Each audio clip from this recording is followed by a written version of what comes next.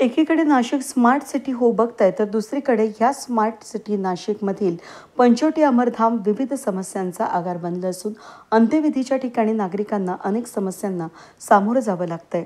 अंत्यविधीसाठी असणारे बेड तुटलेले असून अनेकदा अंत्यविधीसाठी लागणारे पाणी लांबून आणण्याची वेळ मयत व्यक्तीच्या नातेवाईकांवर येत आहे।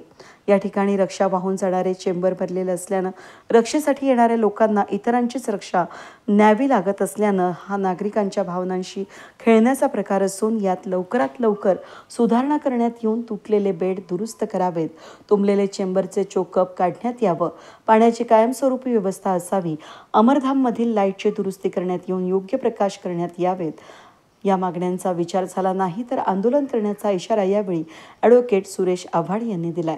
आज खरं आपण एकीकडे बघतो आहोत की नाशिक स्मार्ट सिटीमध्ये मोडलं जातं आणि स्मार्ट नाशिक होताना बघताय, परंतु काही कारणास्तव आपण जर इथे आल्यानंतर अमरधाम हे सर्वांचं शेवटचं ठिकाण आहे। इथे आल्यावर असं वाटतं की खरंच मरणानंतरच्या ज्या यातना आहेत ते इथं बघायला मिळत आहे। कारण अनेकदा वारंवार महानगरपालिकेकडे तक्रार करून देखील नाशिक महानगरपालिका याच्याकडे डोळे झाकपणा करते। यामध्ये जर आपण बघितलं असेल तर इथं असणारे बेडच्या भोवतीची नाली बनवण्यात आलेली आहे, ज्यामधून लोकांच्या अस्थी वगैरे बाहेर जातात आणि गंगेला मिळतात किंवा जे आपलं एक कलेक्शन सेंटर आहे तिथं जाऊन मिळतात। ती नाली अक्षरशः पूर्ण तुडुंब अशी भरलेली आहे। इथं अनेक वेळेस राख देखील साफ केली जात नाही।